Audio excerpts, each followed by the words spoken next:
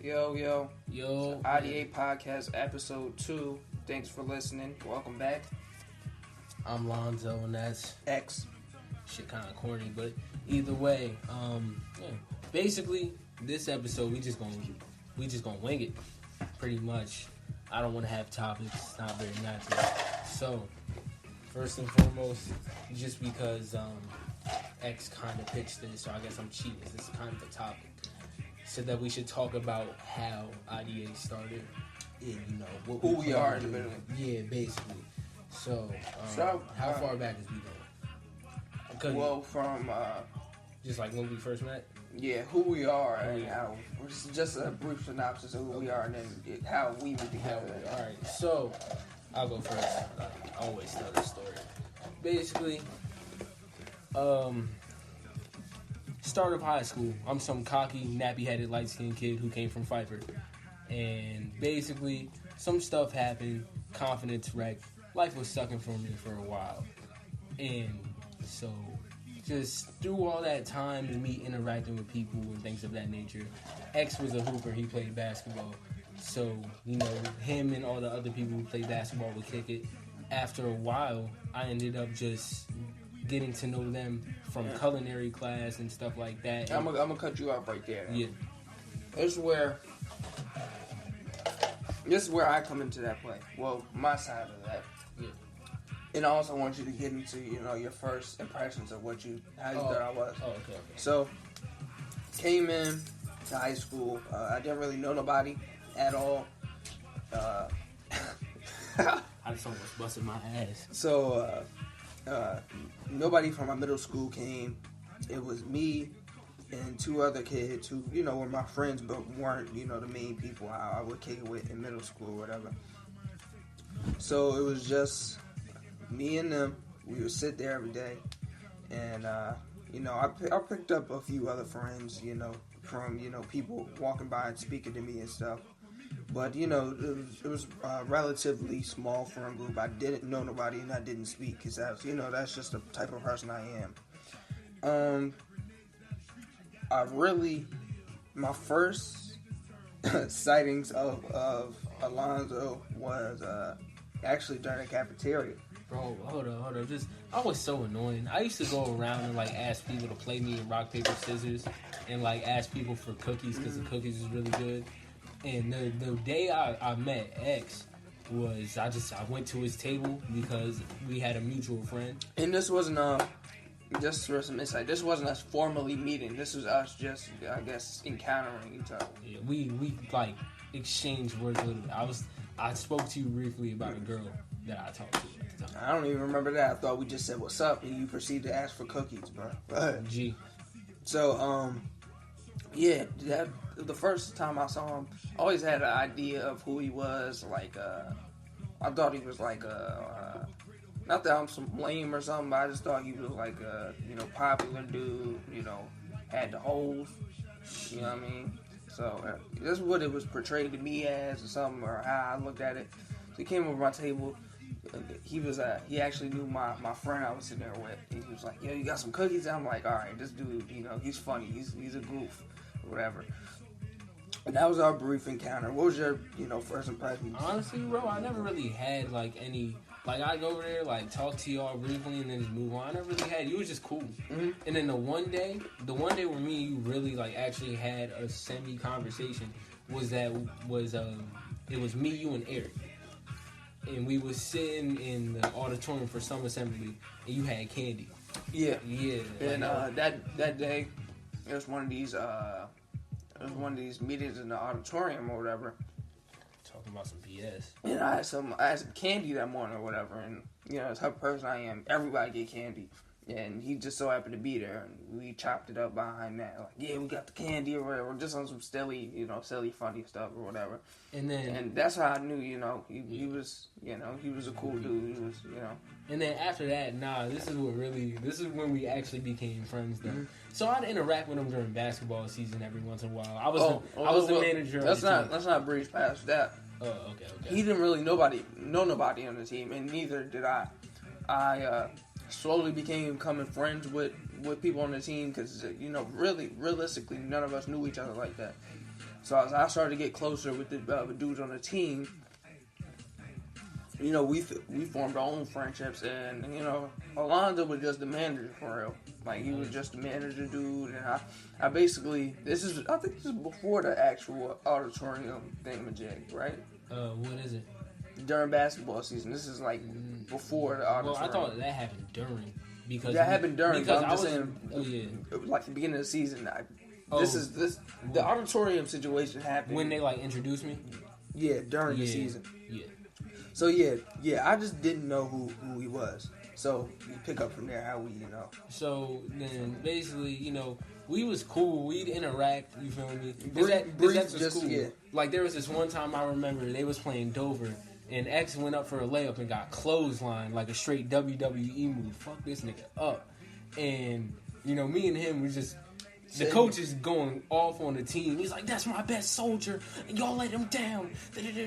Y'all see here losing. He just got taken out of the game." And me and X is just sitting there dying, just on the bench. I'm not even supposed to be sitting on the player's bench. Yeah. And that's all. These are the makings of what would become our friendship. But it was just like I had got my lights knocked out on the court. Yeah. The concussion dude came and waved his finger. And I remember you and the other managers was just sitting there laughing with me. And I was like, I'm already. I went over there. I was like, "You good?" And he was like, "Yeah." And then I just started laughing. Like, that's kind of. And then when we really became friends, it sucks because we weren't really like how we are now, or how we would become at some point during the actual basketball season. I feel like if it was like that during the basketball season, oh my god, basketball season would cut up, especially that CR game. Yeah. Because I was already cutting up on the CR game. And then the rest of the team was really vibing and clicking, and we was already cutting up by ourselves. And just adding bro to the mix would have been ridiculous. Yeah. So then. Me and X, we finally got a class together. I never really saw him in the hallways and stuff like that. Oh, the long rotation. Yeah, so we had criminal justice long rotation together. And it was the most ironic thing that we had picked the same, long rotation in school. For those of you that don't know, our school, the career paths, you get to pick, and you have to go through long rotations for each class that you want to pick, whatever. So we ironically picked the same one, and this is crazy.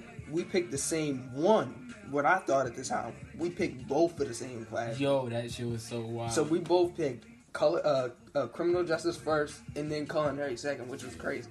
So the criminal justice one, that was already the early makings of what would become our friendship.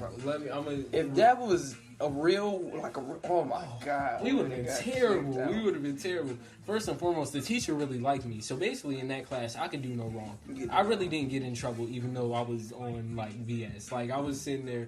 She's pretty strict, and we'd have assigned seat. It was me, X, and another really close mutual friend of ours named Taryn. Yeah. And we just, and all three of us just sitting there cutting the fuck. We supposed to be watching movies, and we sitting there laughing. We supposed to be doing notes. I'm asking people. They actually did it. I think y'all actually did. I actually did the work. We had to get up in front of the class and present what we had done. Bro, when I tell you I got up there and didn't say a word, I just looked at him. It was so obvious that I didn't do it. I just looked to the girl next to me. I'm like, you see a paper, you already know what time it is. Yeah. Right off her, and we was just dying. It was it was so fun. But what we didn't know, we picked the same second long rotation, which is culinary arts. This is when me and the rest of the group. And also the two other, founders of IDA. Yeah. When we all became friends. Yeah. It was me, you, Gio, Nikes, Heaven, Malia. We had a lot of people in there. And we was just in culinary. In culinary, the teacher's really cool. So we just had freedom to be ourselves. We freestyle, we laugh, we joke. Got in trouble, got kicked out the kitchen. All types of stuff. But it was fun. Yeah. Then for X's actual shop, he had to do CJ. Yeah, because we're not going to get that. But nigga turned into fucking Martin Luther King. He was marching out of that class every day. Whoa. So I'll just breeze past. I'll just give y'all, I'll speed this story a little bit up. So that happened. This is where, we're fully acclimated at this point. Yeah, we actual friends. I don't know who he is, as far as how I do now. I don't know his story. I don't know, like we do now. But you know, we was friends just like any other. And we knew that we was both like solid. Like there was this one time where X was talking to some girl, and you know, my peoples knew her peoples, and apparently they was racist. So I text X immediately. And we didn't, bro. This is before we was even cool like that. This isn't culinary, but we ain't talk outside of school though. Yeah, that's the thing. So this nigga X has his iPad. He has an Android at this time. So I text his iPad, right? And I'm like, bro, like don't do it. Don't go through the crib. And this is what I knew. Racist. This is when I knew, bro was so solid. Like, yo, I was. Because we was not funny. Talking outside of school or nothing like that. Yo, he didn't have to do that. I was just like, yo, like, don't do that shit. Like, you are going to get killed. Yeah, being dramatic, but you know, being funny. And I'm looking out though. I'm like, at that very moment, like, one, he's funny, and two, he's solid. Like, bro, I was looking out. So I'll fast forward a little past that. And then when I saw you over the summer, wait. I'm not gonna get into that just yet. So the school year keeps going on. We have pep rallies where we're turning up together. Oh, that second pep rally of freshman year. Jesus. And this point, we're fully, like, acclimated. We're friends. We're in the same friend group at this time. Before, Alonzo was really on his own, like, solo stuff, like I was at the beginning of the school year. But as I got closer to the people with the basketball team, you know, I started hanging out with them and just kicking it with them. He became, you know... He started slowly, you know. It started with culinary. Yeah, so towards like the late third, I would say third marking period, fourth marking period. Late third. He was around every morning, just like everybody else. I became a part of the group. He was, you know, he would laugh, joke with us. He was just one of the guys. Yeah. So the summer goes over, and you can say that. Yeah, like. So there's this one day I'm with my god brother and his girlfriend. Oh, and I want to just say this. This is before I knew anything about bro. So I'm like, who is these white people? Yeah, so like my god peoples is white, and they was like about to drop me off home, where they was picking me up, one or the other. They Dairy Queen, though, right? Yeah, and we was at Dairy Queen because they wanted some ice cream, and I just see X in the car with his grandma. My grandma. Yeah. And I'm sitting here, I'm like, yo, like, I had to look twice. I'm like, is that? Yo. He was like, yo, and I'm like, oh, like that, X. You know. So at the Dairy Queen. At the Dairy Queen. So we go on to the next school year, and what happened? What happened in the next school year? Yeah. So next school year, I started off being the closest with one of the other founder members of IDA, Gio. Mm-hmm. Me and Gio was dumb tight. Yeah. But Gio was like, well, he'd go straight home after school, as far as I know. Yeah. Or he'd go do something else. I'm not sure. Yeah. But you would stay after school and do nothing, just like what I was doing. Yeah. Like, I was supposed to be the manager of the basketball team, and no lie, I was leaving practice every day. And keep in mind, I want to give y'all insight on this. I did not play basketball the second year. Yeah. I stopped playing. I didn't quit. I just didn't play the second year. So I was just, an extension of the team. Yeah, well, at least I thought I was. The people who was there. Yeah, I messed with the people who was there. So I would go to the practices, I would kick it, and I'd be there until someone checks me like, "What are you doing here if you're not playing?" Or like, are you gonna be the manager? And I'm like, nah, like. Yeah. So literally, this is what would happen. I'd go in there, fill up waters, fold jerseys if I have to, and then me and X would just leave. Yeah. It got to the point where they actually told me, like, yo, like, you got to stop leaving. Yeah. So, basically, we leave, walk to Uncle Willie's, just roam the whole school, go in the And library. at this point, I remember the specific day. We was at one of the practices, just chilling in the gym while they was running. Who was they kicking out? They kicked out a bunch of people. I have no idea. He was like, you get out. He ain't saying nothing to me because I'm manager. He's like, are you managing this year to X? X like, yeah.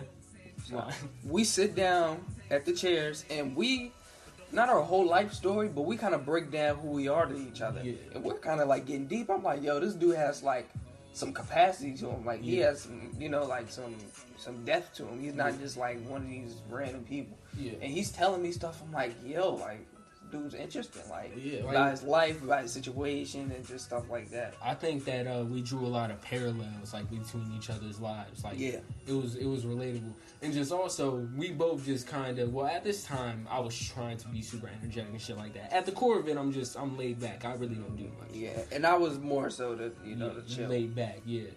So it just we connected, and after that, We Yeah, was it just was kind up of there. we was just kind of together all the Yeah, time. we was staying after school, you know, or staying. We was staying after like every Tuesday and every Thursday. Yeah, and it would get to a point where we would kick it with each other in school. In school, yeah. Like, not just after school or miscellaneously.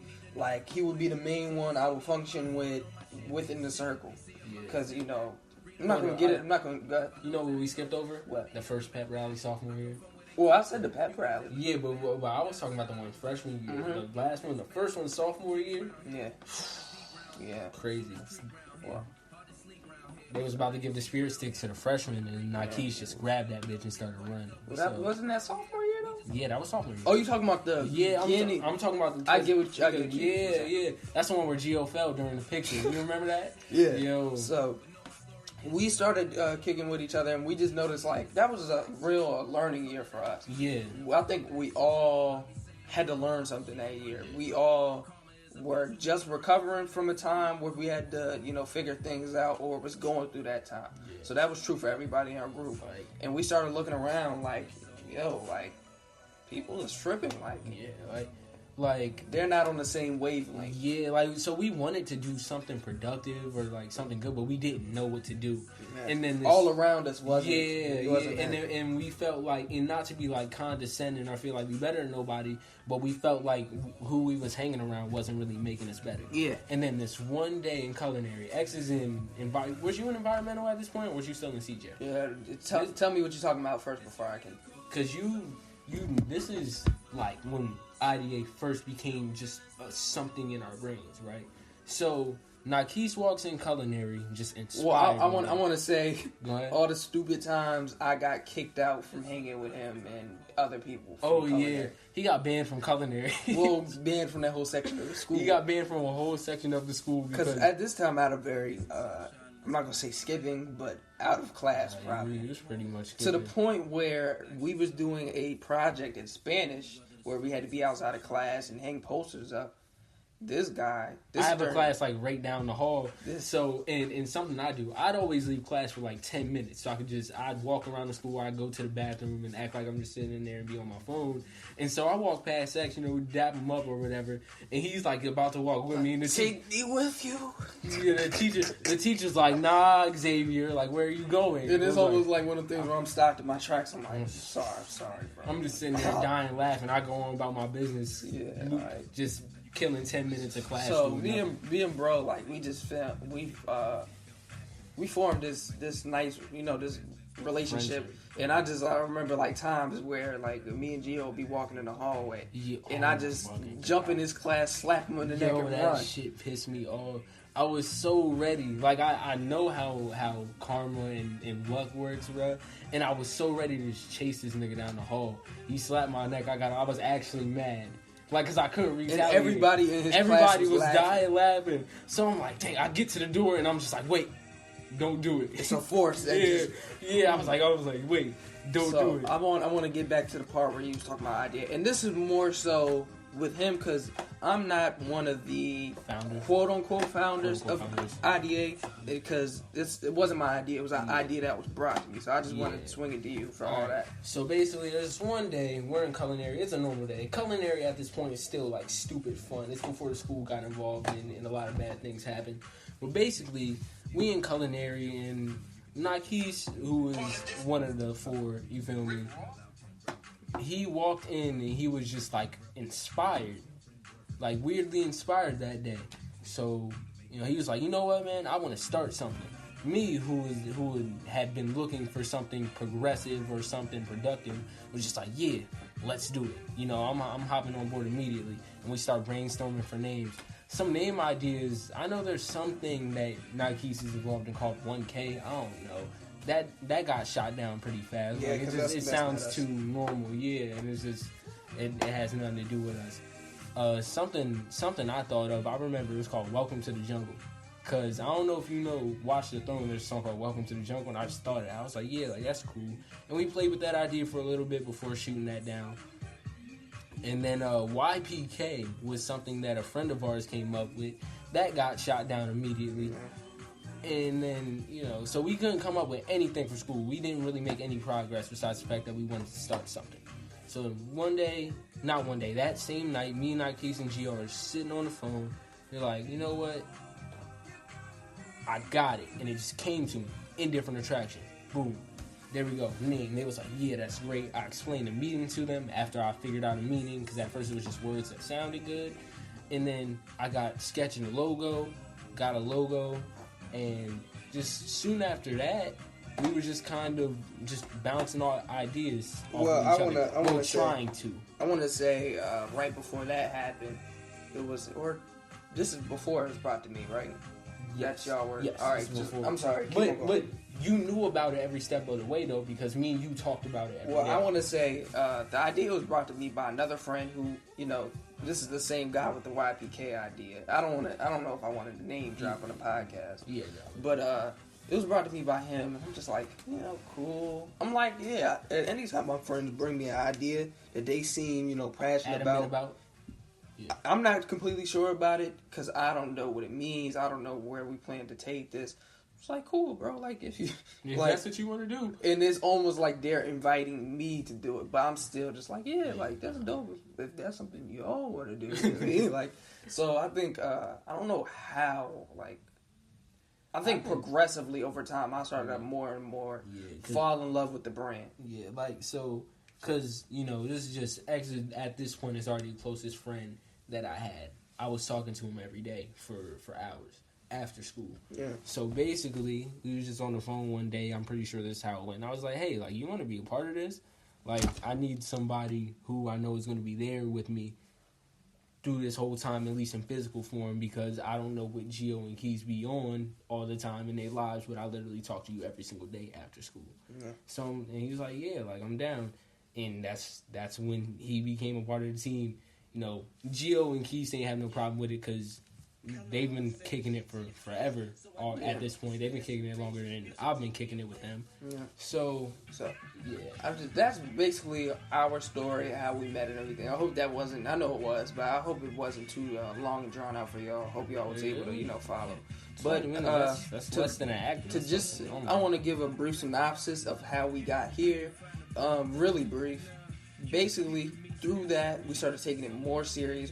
As time went on. And we started seeing a bigger vision for it as time went on. Yeah. And as we, I started coming over his house. Yeah. And then COVID hit. So we worked together. We were playing. Yeah. Well, we were over the phone, like, planning and bouncing ideas and things of that nature.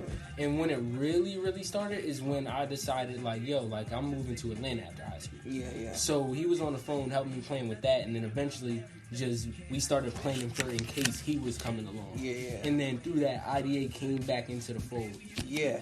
And that's basically how we got here.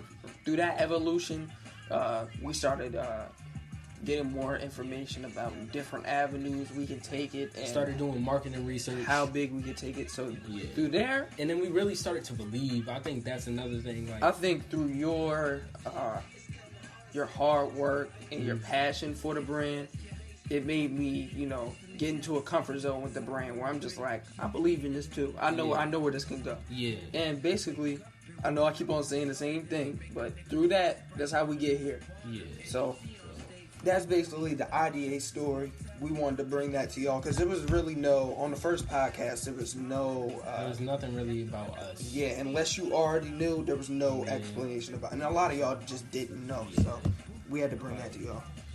So, another thing, though, real quick, man. Coldest move, December 30th, AITF Ike. Yes, sir. About to start the new year off right, you feel me? Even though it's dropping December 30th. Well, speaking of that, I want to carry on a conversation we had off the podcast. About smooth rappers. I want you to elaborate on that for the podcast. So, basically, what I was saying is there's a difference between a rapper who's like a smooth nigga, who you can tell is like smooth in real life, and a rapper who raps smooth. Right? So, because Logic is just the godly example of ups and downs, this nigga's a guy, like a crazy smooth rapper. You want him to rap on a beat, he's going to stay on that beat. He's going to do it extremely well, phenomenally, right? And then J. Cole, who can rap on a beat well, but he strikes me more as a smooth nigga. You feel me? Like somebody who's going to go up and talk to your girl again. Or like a Biggie. Like, Biggie got to be smooth, like, in real life. He smashed Faith Evans and Lil' Kim. Pre-disaster Lil' Kim. I'm not talking about Lil' Kim now. You feel me? So, yeah. So, X, who do you think is, like, a smooth nigga versus a smooth rap? Q-Tip is probably one of the Q-Tip is smoothest human beings out of the rappers. Yeah. Like, Q-Tip, his voice is just like Bonita Applebum, Whole Tribe Called Quest. What they're about, just that smooth sounding stuff. Q-Tip is definitely one of He should have been represented better in Poetic Justice. smooth dudes. Niggas ain't ready for that conversation. Killed my nigga in like the first 10 minutes of the movie. Eazy-E. Eazy-E? I haven't listened to much. I listen to real motherfucking G's. That's I'm crazy. just saying, Eazy as a person is a Yeah. very smooth dude. I've probably delved into more of this than you have, but Eazy is a very smooth dude. I'm trying to think. Like, who Snoop. else? Are you crazy? Oh, yeah. Snoop is probably the smoothest. That goes without saying. Because Snoop is one of the smoothest He rappers. raps and, smooth, and just and the he way is smooth. the way he speaks. Like, it's just... There's something convincing about it. Yeah. Like, you believe it. You feel me? Nipsey Hussle. Nipsey Hussle. He struck me as a smooth nigga. Yeah. Like, you know who I don't think is smooth in the traditional sense? Who? Kendrick Lamar. Kendrick Lamar always struck me as somebody who used their personality. Yeah. Versus, I don't think Kendrick versus, like, is smooth. actually spitting. From the beginning, I think Kendrick is able to make smooth music, of course. Yeah. Like Sing About Me is a very smooth I was song. about to play that too. But I don't do not from the whole like how he describes himself from his life and interviews and stuff. Yeah. Kendrick's not a smooth dude, Yeah. but it's mostly his wisdom and his personality. Yeah. You know, I think that Logic was smooth, but Logic always ended up saying like some weird, white people shit. Like, and that's what like if we just talking about the rapping and the way that he put his words together, Logic is like the blackest white boy I know because he's actually black. But man, you know what's crazy though? NBA season about to come back. NBA season. My Lakers about to repeat. So hopefully. What do you think about the new Warriors situation? Oh, bro, I say this to everybody, and people keep on doubting me. Warriors are gonna at the least like make the 4th seed. I never doubt Stephen Curry. I never doubt. And it's I agree with you there. Steph Curry is looking good. Mm. They just picked up Kelly Oubre, who is a good pickup. Who is gonna be good for 20 points a game this year? Who is not necessarily filling Kevin Durant's shoes, but it's a good next option if you get rid of Kevin Durant. And Klay Thompson is still injured. Yeah, Kelly Oubre, who was putting up 18 points a game, he's coming to his own. He's coming into his own scoring wise. Defensively, I think he can hold it down. Can we just talk about Kelly Oubre real quick? When he was on the Wizards, I didn't think he was going shit. I saw him run, or I say going shit. I didn't think he was going to be shit. I saw him run over Kelly Oubre in the playoffs, and I was like, oh, okay, that's cool. But other than that, like, it's just, I didn't think, but he's definitely over these past few years has impressed me. Of course, you got Draymond, who is, quite often disrespected, who, me personally, I always come to Draymond's defense in arguments and debates and stuff, because I just know the type of player Draymond is, and playing basketball, I would love to have a Draymond on my team. I respect Draymond's ability, and I respect him being a spiritual leader, but I think that he's regressed. I don't think that he is as productive as he is. The reason that is because Draymond is not your main player. Yeah, and they don't have KD. They don't have KD. So last season was a season I watched all the Smoke podcast interview with Draymond Green. Yeah. Draymond Green said the general mood in that locker room was, yes, we're not going to win this season. Yeah. We're not going to really go far this season. Let's just use this season to grow. They knew they wasn't going to win that season. Because everybody knew KD was leaving. So it's mostly for the young dudes that these seasons that you've seen him regress. It's for the young dudes to prosper, get their minutes in, and for Draymond to get in and get out and help them learn. Wait, I see it, dog. And I'm not talking. My thing about last season is that fair enough, but even the season before season. Even the season before that one, they really wasn't, like, Draymond really wasn't doing what Draymond does, if you ask me. Well, I think you have another source to get the ball. First, you only had Curry and Clay. Now you got KD who demands the ball also. It's not that, but the 2016-2017 season, though, Draymond was eating. So I don't want to like. I don't like that excuse. It was a chemistry thing partly. I understand that their chemistry wasn't good, but at the same time, being the type of player that Draymond is, I don't think that his production should drop due to that. Just because he's going to be a vital part of the offense. He's not the centerpiece, but he's arguably the second most important. I disagree with you there. I'll more so agree if your arguments. I don't know the stats on this. If you would have said, no matter if they picked up KD or not, his defense should not change. I would agree with you there. Yeah. Like Draymond's defense regressed when KD came. KD has no influence on Draymond's defense that I can see. Yeah. Now, if you said that, but offensively, you can't ignore that you have a Steph to answer to, a Klay to answer to, and a KD to answer to. They all want the ball. Yeah, that's fine. But the thing about Draymond is one of the lead distributors, though. I disagree. In the system that they play in, I don't think the numbers reflect it, but I think that Draymond gets enough touches to distribute the ball to everybody, and I feel like it got to a point where that's just not what he was doing anymore. It felt like his presence wasn't felt on the court. And that, like, when I was watching Warriors games that season, I was just like, oh yeah, like that's Draymond, he's there. Word. Not oh yeah, that's defensive player of the year. You know, the nigga who almost got a quadruple double 2 years ago. The thing, I don't think when there's a KD, Steph, and Klay on the court, I don't think you look to Draymond to give you the ball. I think you look to Draymond, get screens, and be the enforcer on the court. And by the enforcer, I mean, if we get into any altercation, I need you to be frontline Draymond. Yeah. And if you need to be down there in the paint scrapping on defense and offensively. Yeah. So I think that's all you need him for. You don't need him to distribute. So it just, of course, it would look like he's regressed, which technically he has, but not any fault of his own, I would think. I think, and you know, I give him a pass for last season, even though there's a part of me that thinks there was a point where you're the third best player on a 73-9 team. You know, I think you should step up. But if you was like, this is the season to grow, then fair enough, do that. It's better than Vince Carter just not playing well because he doesn't want to play for the team anymore. I can actually respect that. So, but the season before, when he really first started to visibly regress in my eyes, I don't think there's any excuse for that. Even with the chemistry issues, think about it, bro. Like, John Wall and Brad Beal was still playing at All-Star level. And they had chemistry issues, like, on court or something of that nature. So, yeah. So, I want to move on to speaking of John Wall, though, my nigga back. And I tried to watch the preseason game, and I wasn't impressed. I was like, come on. And if anybody has had any conversation with me about basketball, they know, like, that's my guy. Like, I always defend John Wall. So I just want to start off. I'm going to lead into that. Who won that trade, Wizards or Rockets? Okay, well, we have to see how the rest of the season go to me. As it stands now, or just, no, not as it stands now, but on paper, Wizards.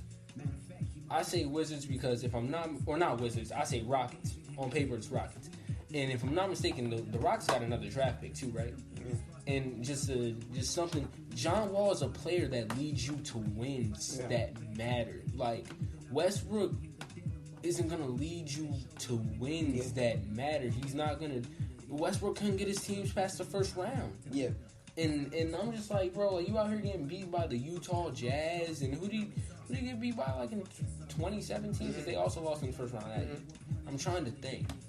Might have been either way, though. You out here getting beat by teams that are less talented than you, and you are talented enough to average a triple-double, and you're a monster, but you can't win. You don't play random basketball that makes the team better. So I want to get into, I'm going to say, as far as who won, had it been, because this news, we're just getting it to y'all now on the podcast. This news has been out for how many weeks? Like, it's been out for 2-3 weeks. 2 weeks. So back then, when this news first came out, I would have said the Rockets won this trade. Yeah. Now I say I don't know who won this trade, and I'll tell you why. So I'll first start off by saying why I thought before that the Rockets would have won this trade. I think exactly what you said. Russell Westbrook does not play a winning brand of basketball. So getting him out that situation and bringing a John Wall in where James Harden is going to be the main scorer with a John Wall helping out. Yeah. And you also bring in Boogie Cousins, who can shoot at the very least. Yeah, and played in Kentucky with John Wall. Yeah, so that chemistry is going to be there on the offensive end. This is the reason why I say I don't know anymore. Because you just seen John Wall not really doing much in the preseason games. And they're talking about getting James Harden out of here. Send him to another team. So nobody really wins this. You get rid of James Harden. So what was the whole point of bringing John Wall in? Just to have John Wall. He's going to do the same thing. Because that was a last-ditch effort to make James Harden not ask for a trade. And so far, it's not working. So I don't know. I really don't know who wins this. I guess we'll have to watch the season to see. But since you're going to let James Harden go anyway, I can't just flat out say the Rockets won this trade. I can't say it. No, I can see it if James Harden was going to stay for another year or two. But no.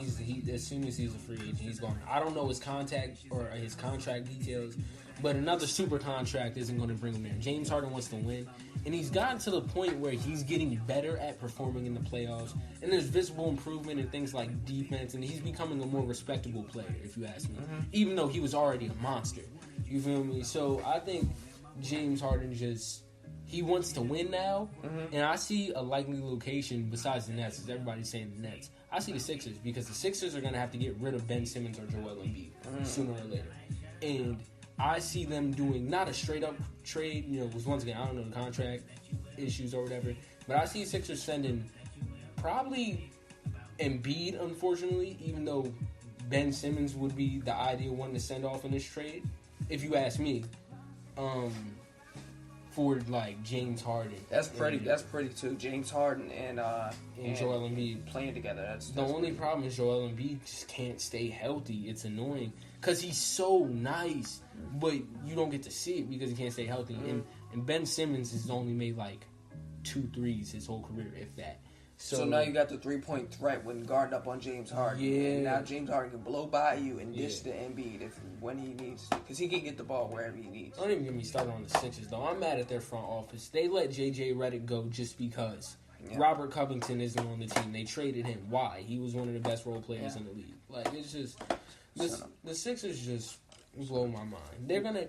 I know, just from a realistic standpoint, they're going to get rid of Embiid. Yeah. They're gonna have to. So now the NBA rookies. Who do you got your eye on? I ain't even keep up with the rookies this year, man. So I don't have nobody. Some of the guys that I like Anthony Edwards, Cole Anthony. This is really all the rookies, really. Cole Anthony, Anthony Edwards. Why are so many Anthonys? No, next name Anthony. LaMelo Ball. That's the one. Yeah, and he's playing very nicely right now. See, because I only was able to catch one preseason game. But LaMelo Ball, I believe he's going to be the nice side of the ball.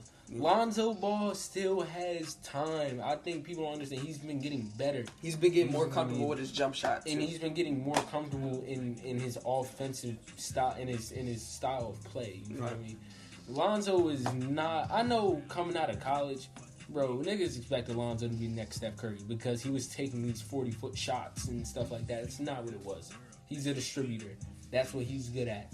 He got into the A. He was still good at distributor. He was a lot better at defense than people was giving him credit for. And now he's on the Pelicans where he can really grow. And you know what I'm saying? So, and not only does he have that, he has Brandon Ingram, who was an all-star, who was putting up nearly 27 a game. More of the story. Watch out for this Pelicans team. They just picked up. Nice. They got Steven Adams. Yeah. Jesus Christ. That's a team to watch out for. Front court, bro. You can have Zion at power forward and Steven Adams at That's a strong. That's a lineup. Stupid strong front court. You got right here we go. You got Lonzo Ball at point. Yeah. You got a J.J. Redick at shooting guard. Yeah. You got Brandon Ingram at small forward. You got Zion at power forward. That's crazy. You got Steven Adams. Crazy. And I'm scared to go against that line. I'm scared to go against that There's line. so many threats, bro. There is. You got JJ. You have 2 ball handlers, one of which is an all-star, the other which is just what he does. Yeah. Literally, if Brandon Ingram or Zion if both of them could get better with creating plays for other people, that team is going to be unstoppable. Yeah. So you got JJ with the shooting threat. You got to watch out for him. Well, let's start from 1 through 5. you got Lonzo, who is a very good playmaker and good on the defensive end. So he's like 6'6". He's a tall guard. Yeah. So and then you got JJ with the shooting threat, of course, and JJ plays well defense. Yeah. And also you gotta think JJ. He's play well. I don't know. I've never heard anything about him playing the defense. So, and plus he's a vet out there, so he's helping the overall play when he's on the court. And last time I checked, I'm not sure if Alvin Gentry still coaches there. But if Alvin Gentry is still the coach, the team is going to be successful because his style of play fits all the young players he has. Yeah. Lonzo Ball is a playmaker. Brandon Ingram is a go-ahead scorer. That means when you want the game to slow down and switch it up and catch teams off guard, that's who you give the ball to. You let him ISO you and play. And that's just the first three, and bro. Zion is an athletic freak who is going to kill people in transition. And you got Steven Adams who's blocking everything that comes through there, setting hard picks. If you ask me, they could turn that bitch into Chino Hills. Alvin Gentry already has a running gun style. So I'm not too familiar with the bench. Are you? I'm not gonna lie. I'm not too familiar. Now, if they have a they solid, lost Drew Holiday, unfortunately. they did. They did. That's they lost Drew Holiday. Player. If they have a solid bench, that team is a playoff team, a deep playoff team, in my opinion. Okay. Well, I'm about to switch the whole topic, man. Cool. This nigga Wale. You and Isaiah have talked about this before, and I'm a personal Wale fan. I'm not gonna say I'm a supporter because once he started making music, I kind of did. I'm a fan, and we were just talking about how Wale just was Wale, and then he started sounding like other people. Left his fan base out for death. Like Wale, I think last time Wale sounded like Wale was 2014. It's 2020.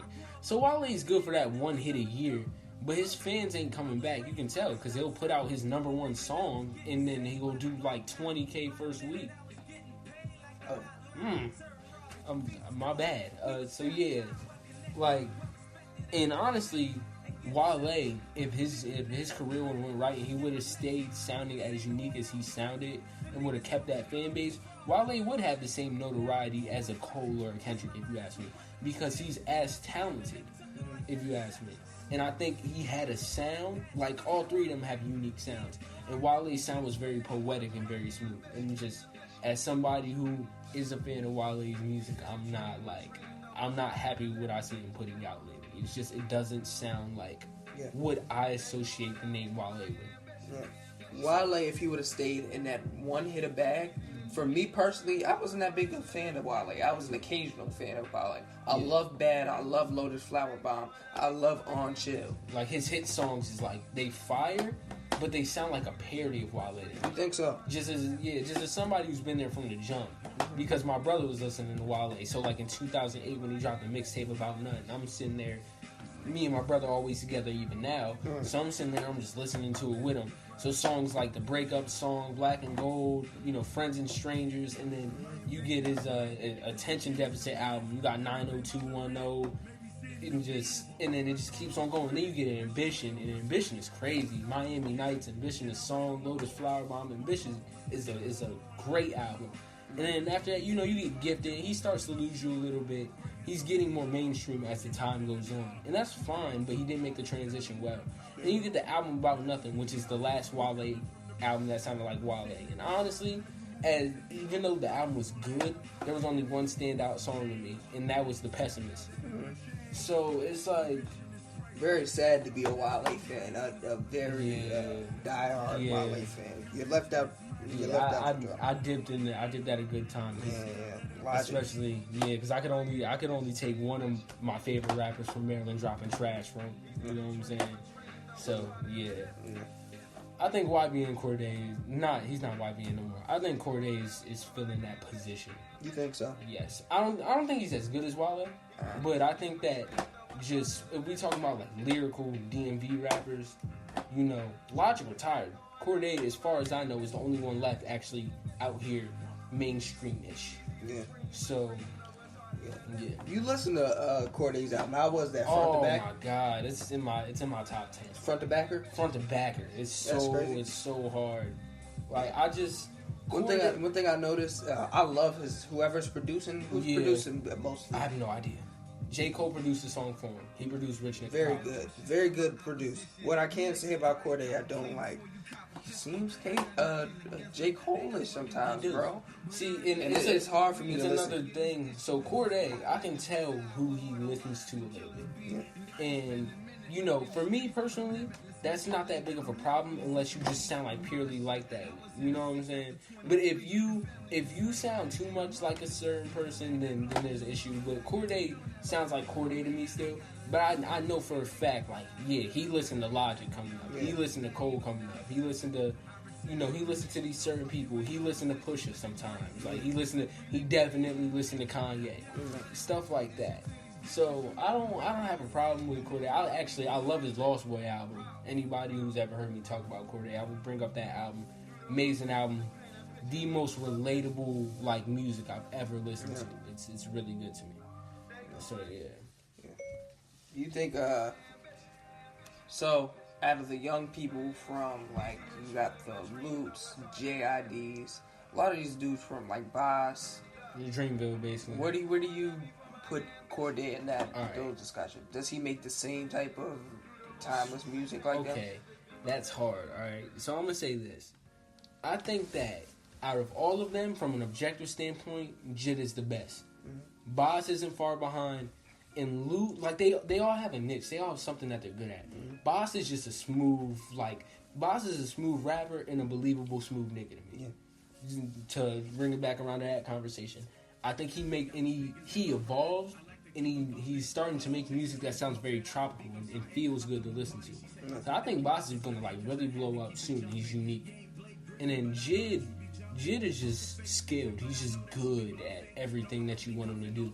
Jid can get in that bag and make an R&B song. Jid can rap with the best of them. He can flow fast. You know, Jid can just do everything that you want him to do. Only thing that Jid can't do is sound like a hard street nigga. That's just because of his voice. And he might be able to. I don't know. But either way. And then Lute is just authentic. He's real. And that's something that I enjoy because while music like that appeals to me, there's a certain level of polish that I feel like you need for it to really resonate with me.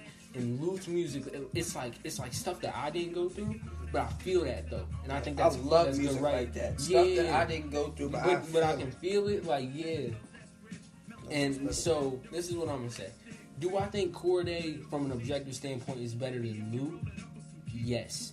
Does he make better music though? It's very arguable. Like Corday has the polish. You know, he sounds professional. But that raw sound that Lute has, it can't be met, and it's so unique. Lute is like authentic, believable street nigga, but a vibe at the same time. And that's one thing that I like about it. So, but other than that, do I think he's better than Boss or Jid? No. Do I think he can get there though? Yes. No. So, yeah.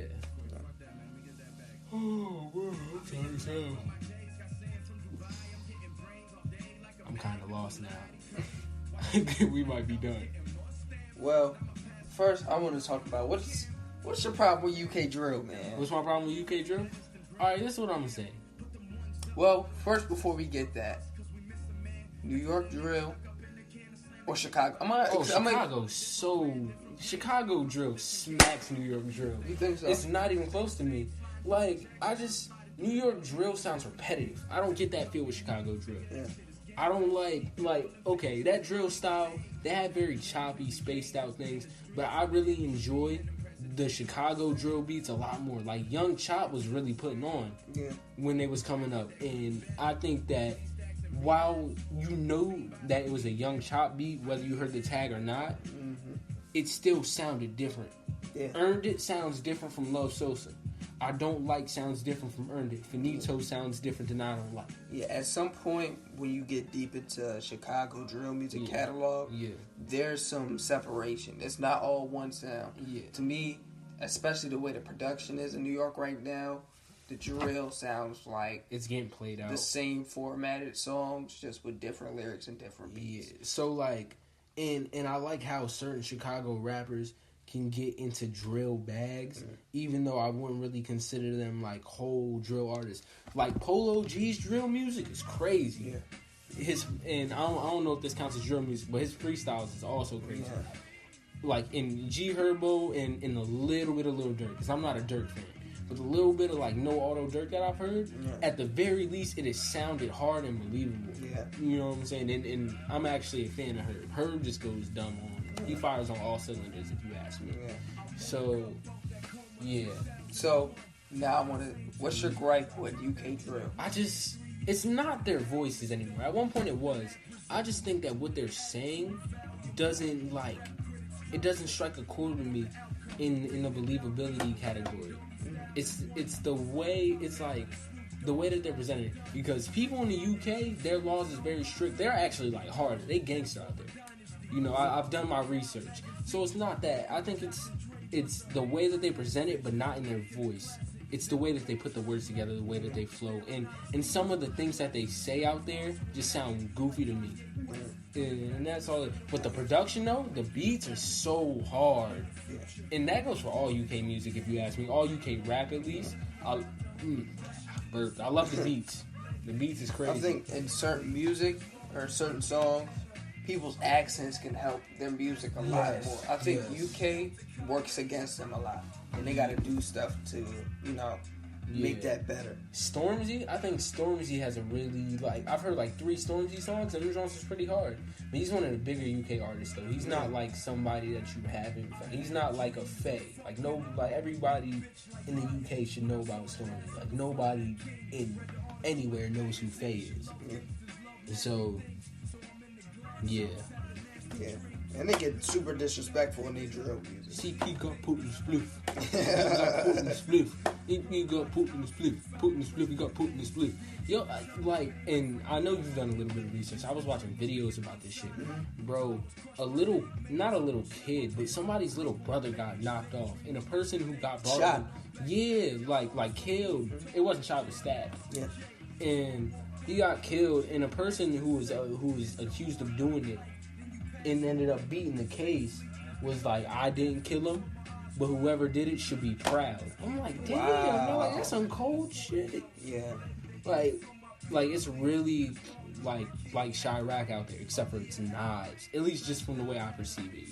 I haven't lived in both places. I don't know for real, but they can't use guns. The only guns they get their hands on are these really old, bad Russian guns. Yeah.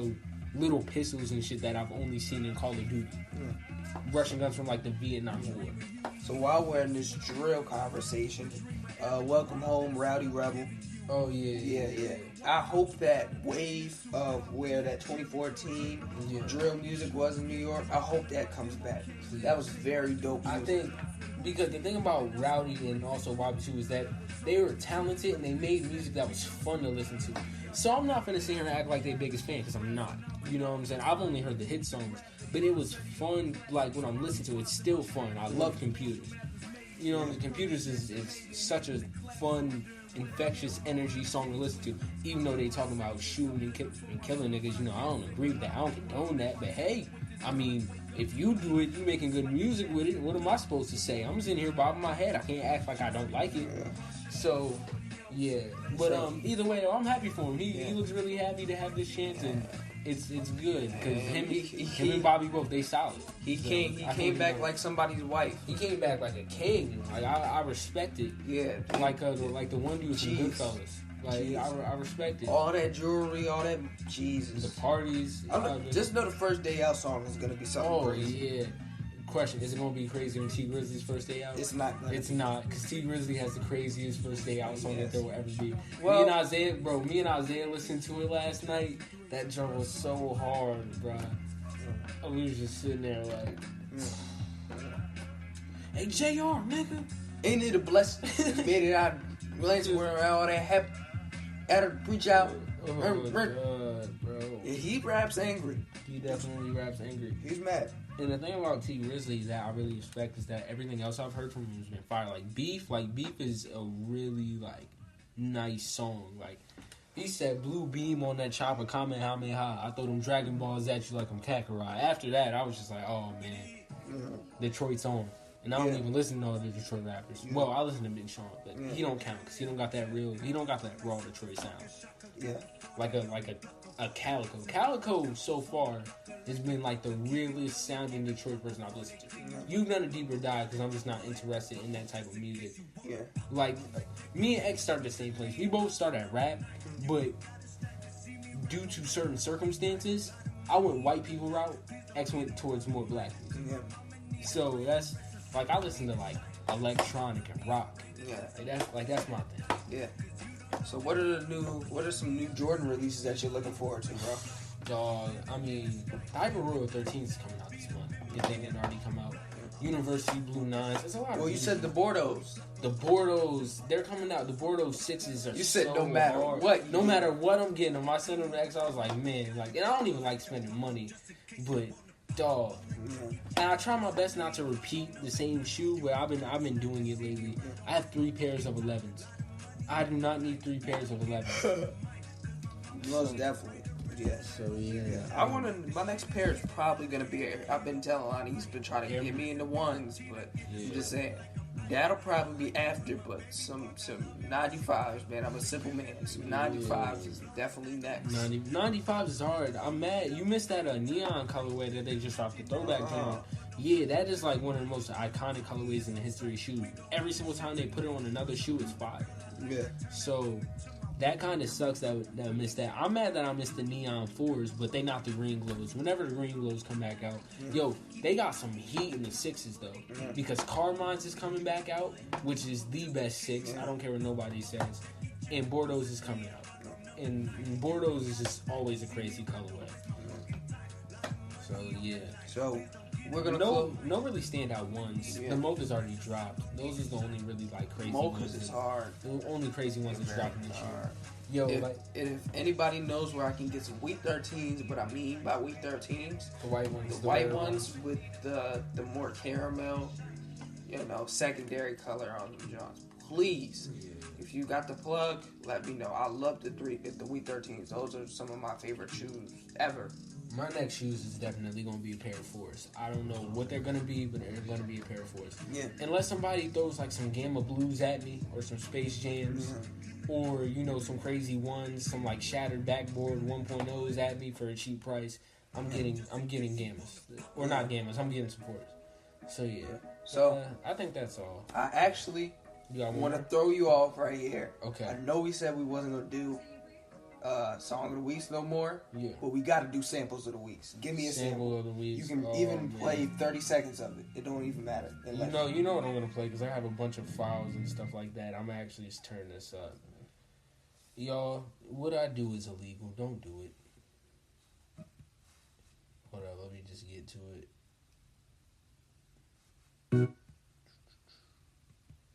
Alright.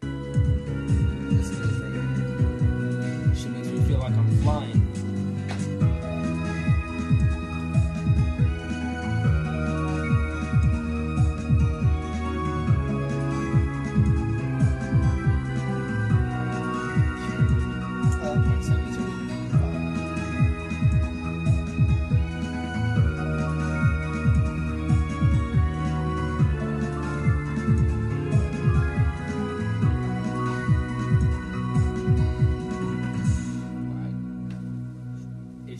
Like beautiful. Yeah. Feels like I'm walking on a cloud when I listen to that.